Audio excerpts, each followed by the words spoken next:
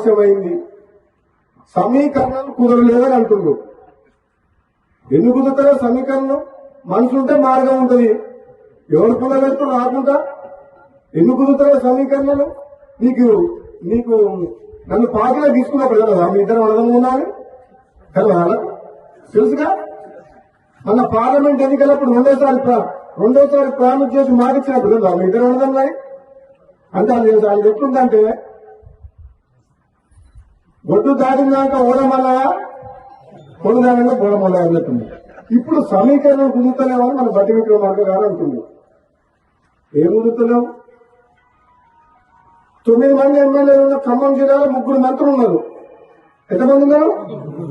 11 మంది ఎమ్మెల్యేలు ఉన్నా నల్గొండకు 3 ఉన్నారు తప్ప మహబూబ్నగర్కు ముఖ్యమంత్రి ఇచ్చినాం కదా మనం. రేవంత్ రెడ్డికి ముఖ్యమంత్రి ఇచ్చినప్పుడు ఇద్దరన్న మీద తక్కువైంది. ఇదే నమ్మడం లేవాలన్నా తక్కువ ఇద్దరికిద్దరే గద్దలమే ఇద్దరం. నేనేమంటున్నా, పదవి ఎవరికి ఎప్పుడు ఇవ్వాలని కాంగ్రెస్ పార్టీ అధిష్టానం నిర్ణయం తీసుకుంటది. ఆలస్యమైనా సరే నేను ఓపిక పడుతున్నా. పదవుల కోసం పాకులాడే వ్యక్తిని కాను.